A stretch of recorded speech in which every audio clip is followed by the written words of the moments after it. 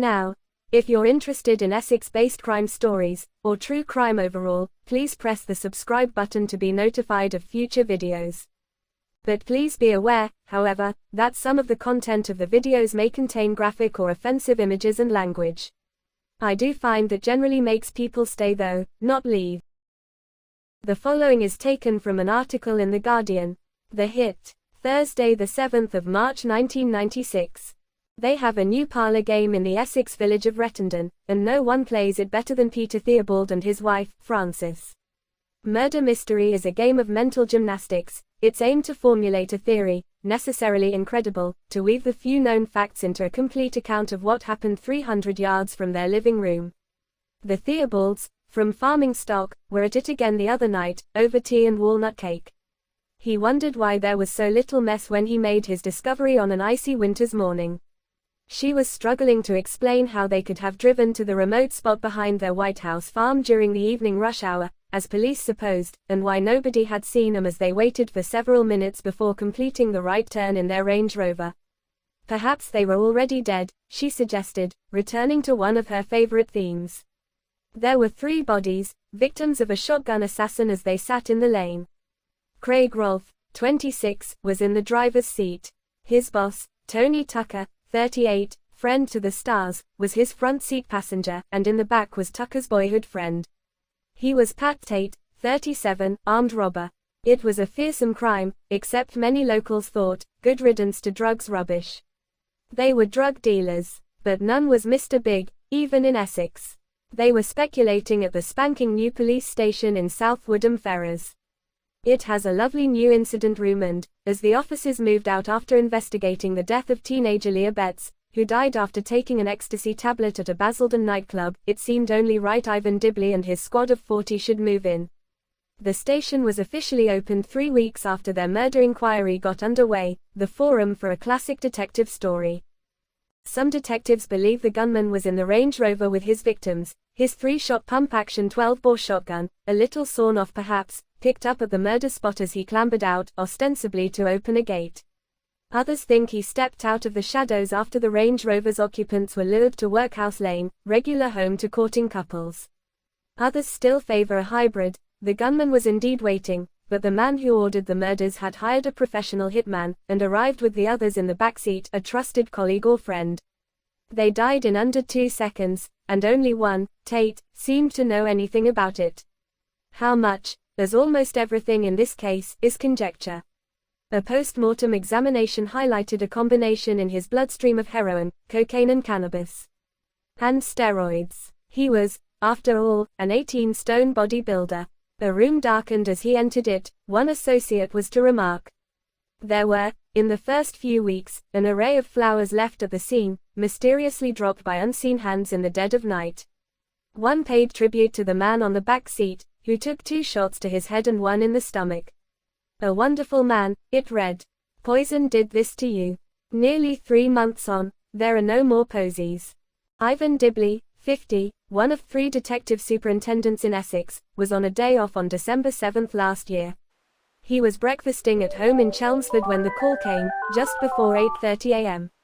He reacted calmly, going off quickly to the shops to do his early morning chores before taking over the investigation. He had headed more than 25 murder investigations in the previous 5 years. It rankled that 2 remained unsolved, but 1995 had been a good year. He had cleared up 10 murders in as many months.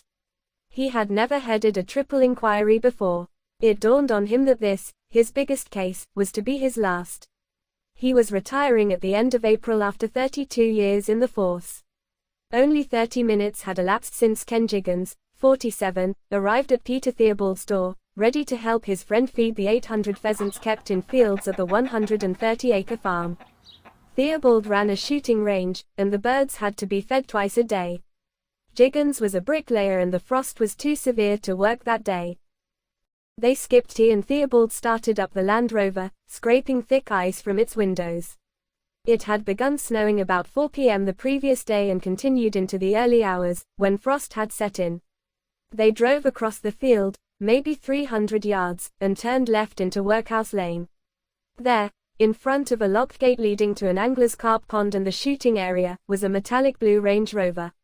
Its windows, despite the ice, were clear, and the pair could see two men in the front seats. They looked asleep, and Jiggins jumped out to ask them to move aside. Theobald was wondering if they were poachers when Jiggins, who had tapped the driver's window, shouted out, "There are two dead men here." He used his mobile phone to alert the police, while Theobald went to check. As well as the two in the front, he saw another man dead in the back, slumped across the seat.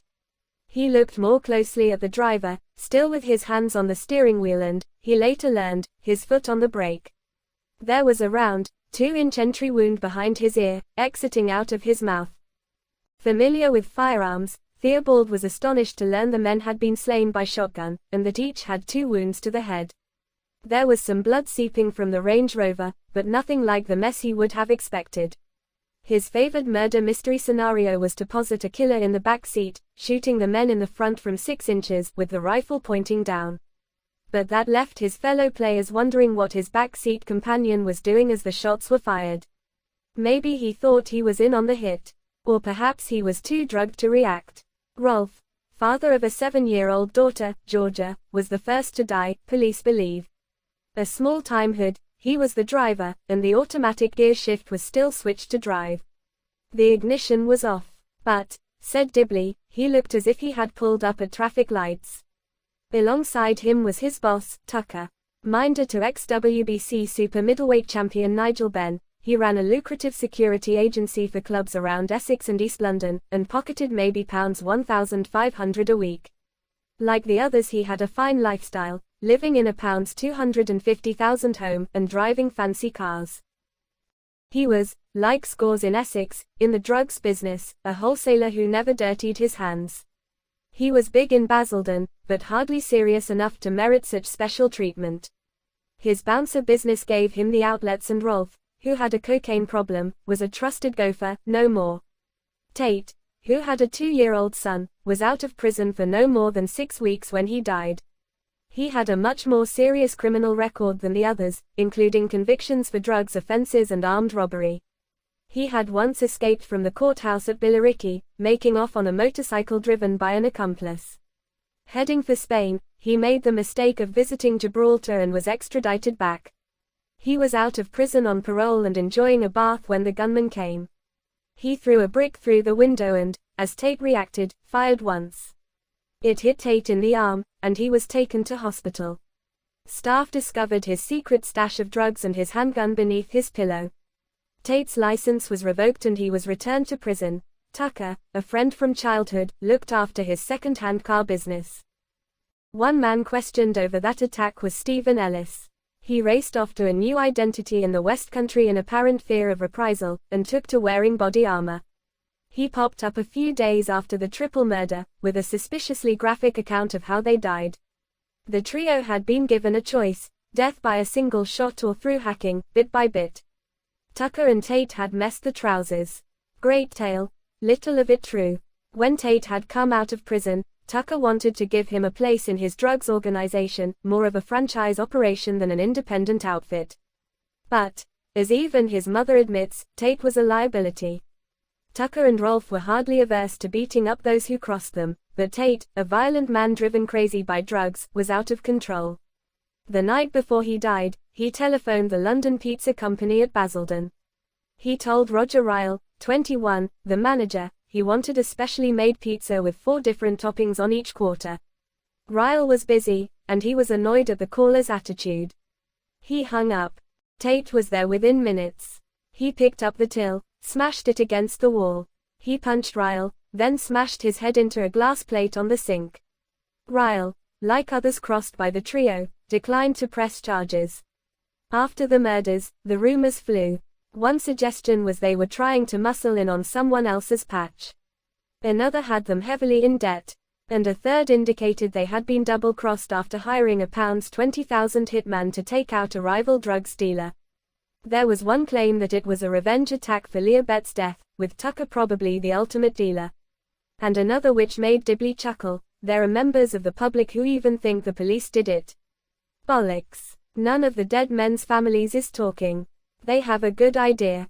But they are afraid. Dibley, with a team of 15 detectives, says, "The public aren't too happy either about so much time being spent on such low life. But my job isn't to moralize. The killers have to be caught. There has been no tit for tat yet, and it has surprised me a little. But some intelligence indicates the families are keen to give us a chance to sort it out. He has 5 more weeks to solve the case." There is no concrete evidence to say whether the killer traveled in the 7-year-old Range Rover, bought by Rolfe 2 weeks earlier, or appeared at the scene. Nor is it certain whether he had an accomplice or a getaway car.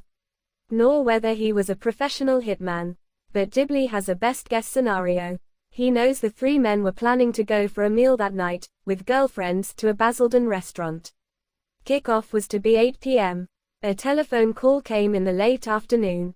Both Tucker and Tate were still holding their mobile phones when they died, but Dibleys believes the call came in on one of the public phones the trio used to circumvent itemized bills. It was someone they trusted, summoning them to a meeting. They didn't think they would be long. He has no idea why Workhouse Lane was the meeting place, or whether it was familiar to them. Although quiet, it was far from deserted. But there is a pond nearby, and often drug smugglers hid stashes underwater. None was armed when discovered, not even Tate, who went almost everywhere with a gun. Dibleys believes it unlikely guns were taken from them, so they trusted whoever was behind the killings.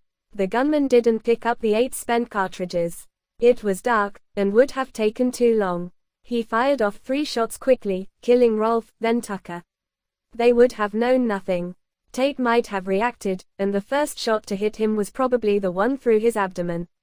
The gunman reloaded twice. Each was hit twice in the head, although probably already dead. Tate took an extra shot. The fact that he reloaded twice, when his victims were already dead, means it was done in an act of vengeance, says Dibleys. The motive was Tate, increasingly out of control. Tucker had tried to give him a place in his drugs hierarchy. That, allied to Tate's behavior, had infuriated others. Tucker and Rolfe, according to this version, were taken out incidentally. But police in Essex will shortly reopen their investigation into the death of Kevin Whittaker, 28, who died of an apparent drug overdose in November 1994. He was a drug courier, an associate of Rolfe. His parents, and Tate's mother, believe he was murdered over a drug debt. His killers, Tucker and Rolfe. Tate's mother, Marie, said her son told her about it when she visited him in hospital after he was shot. Whittaker, whose parents were horrified to discover his links with drugs, disappeared from their home on November 17, 1994. He had brought round his 6-month son, Lewis, but had gone out when Rolfe called him for the umpteenth time. Almost 30 hours later, police arrived on the Basildon doorstep of Bert and Joan Whittaker to tell them their son had been found, dumped by the roadside. That Whittaker had died from a drug overdose there was no doubt.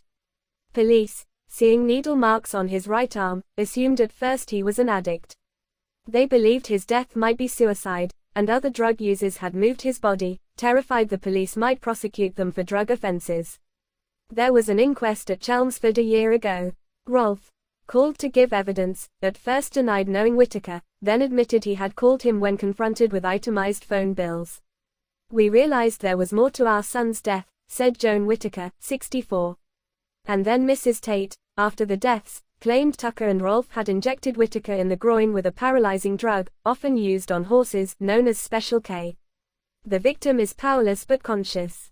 Whittaker was then injected with lignocaine, and died. Mrs. Tate thinks Whittaker's friends avenged his death. Her son was the innocent party. But Whittaker was small fry, and although police now believe Rolfe and Tucker murdered him, they feel it had nothing to do with last December's events at Workhouse Lane. Dibleys, who remains strangely bullish, has made one arrest. A 27-year-old decorator from South London was held in a joint operation with Scotland Yard, and was charged with firearms offences. He is remanded in custody. We're not frustrated. You only get frustrated when there's no work to do, and there's plenty to be done. I'm happy with how our inquiry is proceeding, and I'm hopeful of arrests before I retire. It's how I would want to end a 32-year career. If you like this video, and enjoy Essex crime stories, please press the subscribe button. Thanks for watching.